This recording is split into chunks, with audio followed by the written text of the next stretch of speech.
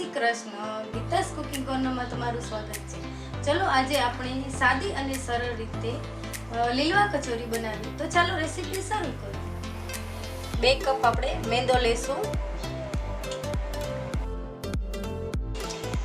માપથી આપણે 250 ગ્રામ મેંદો લીધો છે. થોડું અડધું લીંબુ નીચવશું.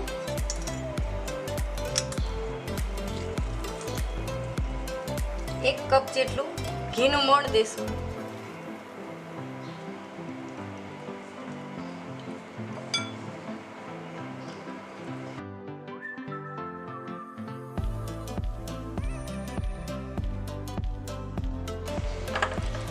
હવે આપણે થોડું પાણી નાખતા જશું અને લોટ બાંધતા જશું. આપણો લોટ સરસ બંધાઈ ગયો છે. અડધો કપ પાણી જોઈ છે મારે. હવે આને થોડી વાર રેસ્ટ આપશું. એક મિક્સરનું જાર લેશું આપણે. એમાં 2 કપ જેટલા તુવેરના લીલા દાણા છે, તેને અધકચરા ક્રશ કરી લેશું. એક આદુનો ટુકડો, લીલા મરચાં તીખા, લીલું લસણને ભેગું ક્રશ કરી લેશું.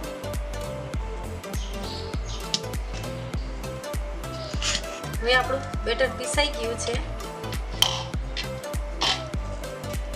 આ રીતે અધકચરું જ પીસવાનું છે. આપણે એક કઢાઈ લઈશું, ગેસ ચાલુ કરીશું. 2 ચમચી જેટલું તેલ મૂકીશું. 1 ચમચી જીરું, થોડાક તલ, હિંગ,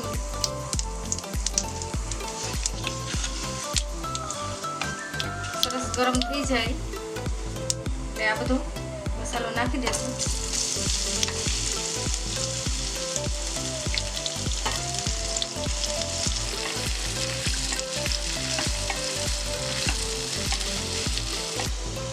સ્વાદ અનુસાર નિમક, 1 ચમચી ગરમ મસાલો, થોડો લીંબુનો રસ, ખાંડ, 2 ચમચી ખાંડ,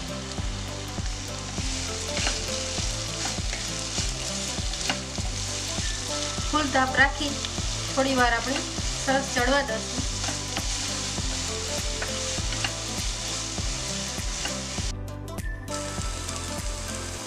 થોડું ટોપરાનું ખમણ નાખીશું. મેં લીલું ટોપરું ક્રશ કરીને લીધું છે.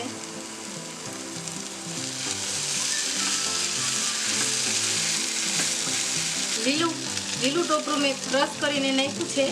એનો સ્વાદ બહુ સરસ લાગે છે. મસાલો સરસ તૈયાર થઈ ગયો છે. એકદમ તમે જોઈ શકશો કેવો સરસ થઈ ગયા છે તૈયાર, ગ્રીન કલરનો. હવે આપણે ઠંડુ કરવા રાખી દઈશું. ગેસની ફ્લેમ બંધ કરી દઈશું. આપણું બેટર સરસ ઠંડુ થઈ ગયું છે. એને આ રીતે નાના નાના સરસ ગોળા કરી નાખશું.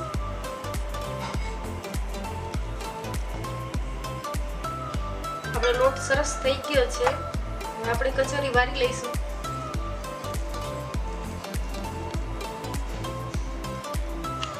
નાનું લૂ લેશું.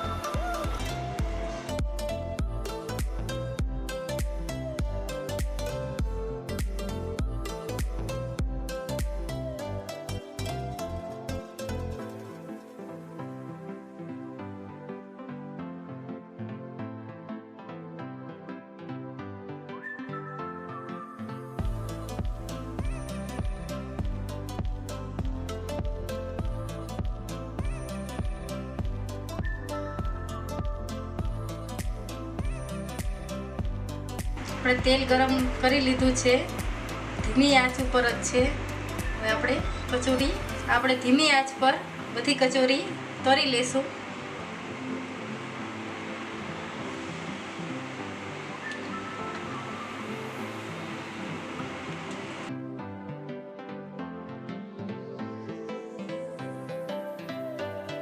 એકદમ સરસ બ્રાઉન થઈ ગઈ છે. એક બાઉલમાં કાઢી લઈએ.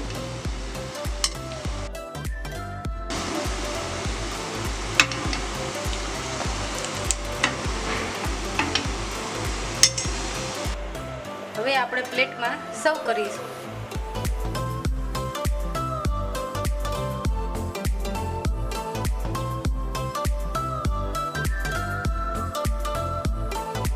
જો મારી આ રેસીપી પસંદ આવી હોય તો લાઈક કરો, શેર કરો, ગીતાસ કુકિંગ કોર્નરને ફોલો કરો.